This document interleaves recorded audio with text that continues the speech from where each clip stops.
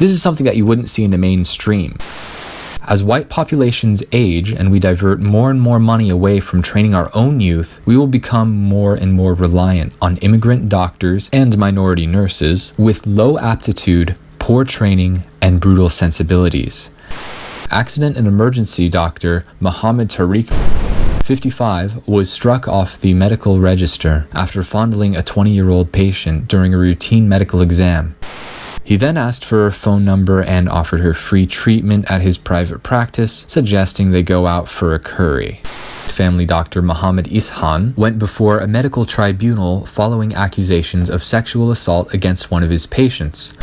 Ishan unzipped his trousers and offered to have sex with a female patient when she asked him about the contraceptive pill. He then allegedly put his crotch in the face of the woman and kissed her on the lips, telling her, "Having lots of sex makes you healthy."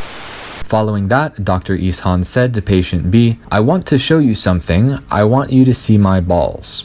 He repeated this, and kept saying, "I really, really want you to see my balls." He also asked if he could install pornography on her home computer.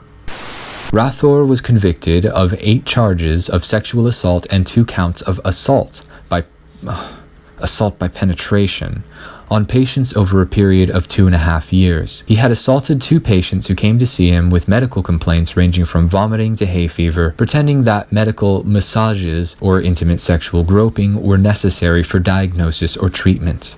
He was found guilty of conducting an intimate examination on the patient without her consent. Shafiq Sheikh managed to avoid doing jail time despite being convicted of raping a heavily sedated and asthmatic patient. What makes the light sentence even more galling was the calculating and callous nature of Sheikh's crime. Everything had been premeditated, including his disabling of the patient's nurse alarm and measures he undertook to ensure uninterrupted access to her room. Hospital doctor Meyer Kayatar was struck off the medical register after being found guilty of sexually abusing 2 female patients and a female colleague. In the case of each of the patients, Kayatar pretended to conduct legitimate medical examinations, fondling their breasts for sexual reasons.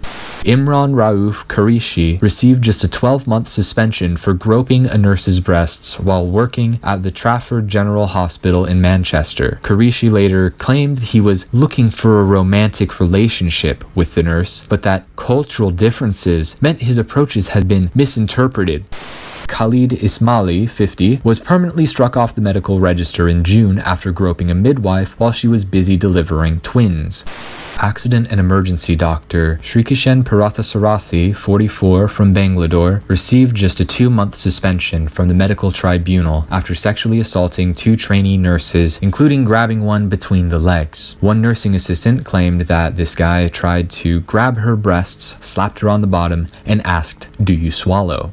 Had also received a caution from the West Midlands Police after being caught engaging in a sex act with another man in a public park, less than 2 weeks after the incident for which he was convicted. Less than 2 weeks after the incident for which he was convicted! That close of a proximity. And nobody recognizes a pattern where this motherfucker should probably belong in a peat bog. That's the only place where he's going to contribute anything to the world, because at least in a few million years he's going to be a few particles of a fossil fuel. Fags systematically sexually assaulting vulnerable individuals. A Leicester family doctor who was cleared in January of sexually assaulting a male patient, but admitted to having risky homosexual sex with a number of men in his consulting room, and was described by prosecutors as having a voracious appetite for homosexual sex. I hope to God he wipes the whole place down with wet wipes or some shit. Even that, there's gonna be... I don't even want to think about the fucking residue and shit. That's just absolutely fucking horrific. It's fine if you sexually assault your colleagues and you're a brown person. Just make a PowerPoint presentation and say, "I did a bad thing, don't do like me," and you won't get jail time. It is very Soviet style in the sense that you can't say anything against these protected classes. You cannot say a word that goes against these untouchable people that can do no wrong. It's not at all a healthy thing. It is emotionally jarring, and that is kind of the purpose of this, is to put out there that there are a lot of horrific cases of third world doctors engaging in sexual abuse that the mainstream media will not touch, and they will not at all discuss these terrible details that are going on here, culminating in accusations made to the police that he was racist. We shouldn't be throwing our own people under the bus by calling them a racist. I'm saying this all in a peaceful context. We should speak out and say, you're an idiot. You are making a fool of yourself. You should feel like a fool, and you're not welcome to do this kind of thing here. We don't need to import third worlders. We need to invest in uplifting our own people. You are mentally ill if you're a faggot. Oh, God. Oy vey! Jewy. Rapes every day of the week. 44 from Bangalore. Remove kebab. Get the fuck out.